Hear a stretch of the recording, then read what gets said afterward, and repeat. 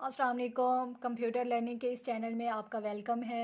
जी उम्मीद है आप सब खैरियत से होंगे। हम लोग इस चैनल पर कंप्यूटर के बारे में सीख रहे हैं कि कंप्यूटर की टर्म्स जो होती हैं वो किस तरह से वर्क करती हैं। इसमें हम लोग C++ लैंग्वेज और C लैंग्वेज की प्रोग्रामिंग के बारे में सीख रहे हैं। हम लोगों ने कुछ प्रोग्राम्स लास्ट लेक्चर में किए थे जिसमें हम लोगों ने इंक्रीमेंटल ऑपरेटर के अंदर जो फॉर्म्स होती हैं प्रीफिक्स और पोस्ट फिक्स, उसके बारे में हम लोगों ने देखा था कि वो वर्क किस तरह से करती हैं but as a independent function. ठीक है, एज अ इंडिपेंडेंट एक्सप्रेशन के अंदर पोस्ट फिक्स और prefix incremental operator work किस तरह से करते हैं, ये हम लोगों ने लास्ट लेक्चर में सीखा है। इस लेक्चर में हम लोग सीखेंगे कि इंक्रीमेंटल ऑपरेटर की जो फॉर्म्स दो होती हैं वो एज अ लार्ज एक्सप्रेशन किस तरह से वर्क करती हैं। ठीक है, लेकिन उससे पहले शुरू करने से पहले आप प्लीज़ अगर इस चैनल पर न्यू हैं तो इसको सब्सक्राइब कीजिए। वीडियो अगर आपको हमारे लेक्चर्स अच्छे लग रहे हैं तो आप इनको प्लीज़ शेयर कीजिए, लाइक कीजिए। और अगर आपको किसी तरह से कोई भी मसला हो तो इसके बारे में आप क्वेश्चन हमें कमेंट बॉक्स में पूछ सकते हैं। शुरू करते हैं हम लोग प्रोग्राम के। इंक्रीमेंटल ऑपरेटर के जो फॉर्म्स होती हैं वो लार्ज एक्सप्रेशन के अंदर किस तरह से वर्क करती हैं। इसकी वर्किंग जो होती है वो इंडिपेंडेंट एक्सप्रेशन जैसी होती है, बस थोड़ा सा डिफरेंस होता है, वो हम लोग देखते हैं। सबसे पहले हम लोगों ने स्टार्ट करना है जी hash include angle bracket iostream dot h. मैंने पहले भी आपको बताया हुआ है, ये जो आयोस्ट्रीम होती है वो आपकी हेडर फाइल का नेम होता है और dot h extension of header file होती है। एंगल ब्रैकेट स्टार्ट और angle bracket end, it is very important to write this. And hash होता है रेफरेंस पॉइंट होता है, ये स्टार्टिंग पॉइंट होता है। इंक्लूड प्री प्रोसेसर डायरेक्टिव होता है। किसी भी प्रोग्राम को लिखने के लिए उसके अंदर कम से कम 2 हेडर फाइल का होना ज़रूरी है। अगर इससे ज़्यादा हेडर फाइल को इंक्लूड करना हो तो वो आपके फंक्शन जो प्रोग्राम के अंदर आप यूज़ कर रहे हैं उस पर डिपेंड करता है। लाइक एज अगर आप मैथ्स के फंक्शंस को परफॉर्म कर रहे हैं तो यहाँ पर hash include math dot H. उसके बाद अगर आप कोई स्ट्रिंग डिस्प्ले करवा रहे हैं तो उसके लिए आपको hash include string dot H. इस तरह से बहुत सारी हेडर फाइल्स होती हैं जो यूज़ कर सकते हैं, बट मोस्टली आयोस्ट्रीम और कोनियो डॉट एच होता है जो आपके इनपुट और आउटपुट के लिए यूज़ होता है। उसके बाद आता है जी वॉइड मेन। ये वॉइड मेन के आगे सेमी कॉलन नहीं आता है। इसके बाद वॉइड होती है जी आपकी रिटर्न टाइप होती है।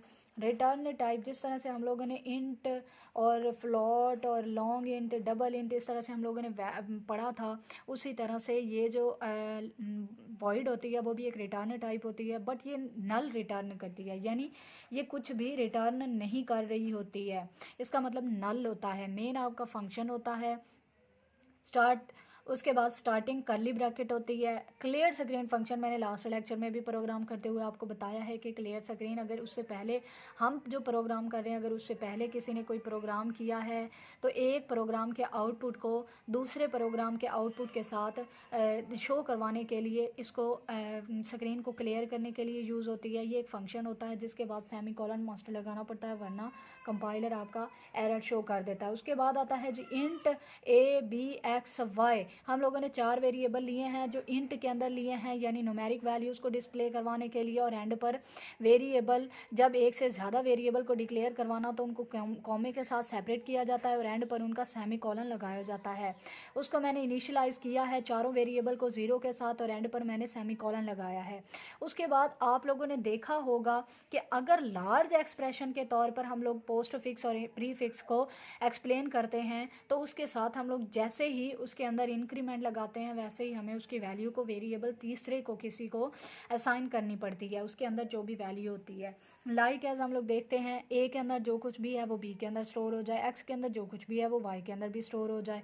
ठीक है, तो हम लोग यहाँ पर देखते हैं अब b is equal to a plus plus. A की वैल्यू क्या है, ऊपर जो हम लोगों ने दी है इनिशियलाइज करवाई है 0 + 1, लेकिन हम लोगों ने पीछे पढ़ा था कि प्री फिक्स और पोस्ट फिक्स में इस लार्ज एक्सप्रेशन के तौर पर वर्किंग करते हुए डिफरेंस ये होता है कि जब ए प्लस प्लस आए यानी पोस्ट फिक्स आए तो वो पहले वैल्यू असाइन करता है और बाद में इंक्रीमेंट लगाता है।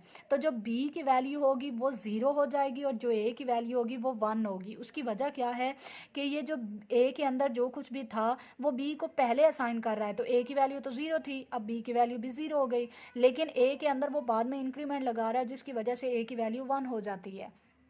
उसके बाद y is equal two plus plus x, यानी वो पहले इंक्रीमेंट लगाता है, बाद में वो वैल्यू असाइन करता है। अब यहाँ पर है जी 1 प्लस 0, अब ये वाली वैल्यू y को मिल जाएगी और x की वैल्यू भी 1 हो जाएगी। x के अंदर 1 हो गया, वो y को भी असाइन हो जाएगा और x की वैल्यू भी वही हो जाएगी।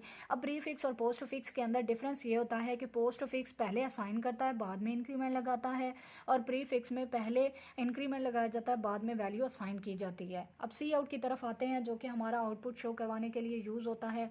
इसमें हम लोग देखते हैं कि c out angle bracket double quotes के अंदर, मैंने लास्ट लेक्चर में डिस्कस किया था कि डबल कोट्स के अंदर जो कुछ भी लिखा हुआ हो वो आपका एज इट इज़ शो हो जाता है। अब आउटपुट किस तरह से शो होगा, डबल कोट्स के अंदर जो कुछ भी है a is equal to, double quotes के अंदर ए बराबर है लिखा हुआ है, उसके बाद एंगल ब्रैकेट, उसके बाद ए में जो कुछ भी पड़ा है वो भी शो करवा दो। अब ए के अंदर क्या पड़ा था, ए के अंदर इंक्रीमेंट लग गया था, ए की वैल्यू 1 हो गई थी। उसके बाद एंड लाइन, अब यहाँ पर कर्सर था, यहाँ पर न्यू लाइन पर आ जाएगा, b is equal to as it is show करवा देगा, b में जो कुछ भी पड़ा है।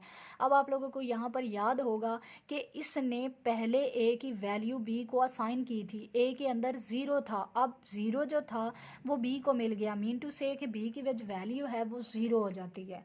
उसके बाद एंड लाइन पर चला जाएगा, एंड लाइन आपका कर्सर यहाँ पर मूव ऑन कर जाएगा। C out x is equal to, double quotes के अंदर है x is equal to, x के अंदर जो कुछ भी है, अब एक्स के अंदर क्या था, पहले उसने इंक्रीमेंट लगाया था, बाद में उसने वैल्यू असाइन की थी, तो इसका मतलब एक्स की वैल्यू 1 हो गई। उसके बाद एंड लाइन पर चला जाएगा। ये जैसे जैसे हम लोगों ने दिया हुआ होता है ना सी आउट के अंदर, वैसे वैसे ही हमारा कंट्रोलर और हमारा कंपाइलर वर्किंग कर रहा होता है। उसके बाद आप लोग देख सकते हो कि एक्स की वैल्यू को सी आउट करवाने यानी डिस्प्ले करवाने के बाद वो एंड लाइन पर चला जाएगा, कर्सर उसका यहाँ पर मूव ऑन कर जाएगा, y is equal to double quotes के अंदर एज इट इज़ लिखा हुआ है, उसके बाद y के अंदर जो कुछ भी है। अब आप लोग यहाँ पर आओ, प्री फिक्स था, मैंने कहा था कि प्री फिक्स जो है वो पहले इंक्रीमेंट लगाता है और बाद में वैल्यू असाइन करता है। अब इंक्रीमेंट लगने के बाद एक्स की वैल्यू पहले 0 थी, इंक्रीमेंट लगने के बाद 1 हो गई, अब वही 1 उसने y को असाइन कर दिया, इसका मतलब x की वैल्यू भी 1, y की वैल्यू भी 1, अब यहाँ पर वो डिस्प्ले करवा देगा। उसके बाद आप लोग देख सकते हो एंड लाइन लिखो ना लिखो ये आप पे डिपेंड करता है।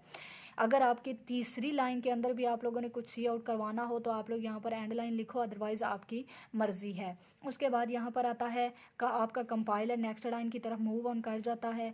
यहाँ पर लिखा हुआ है जी गेट, गेट का मतलब होता है एक ऐसा फंक्शन जो आपके आउटपुट को स्क्रीन पर कुछ देर रखने के लिए इस्तेमाल होता है, ताकि आप उस आउटपुट को देख सकें जी भर के कि आपने जो आप चाहते थे वही आपको मिला है या नहीं। उसके बाद एंगल ब्रैकेट एंड कर दी जाती है और आपका प्रोग्राम जो होता है वो ख़त्म हो जाता है।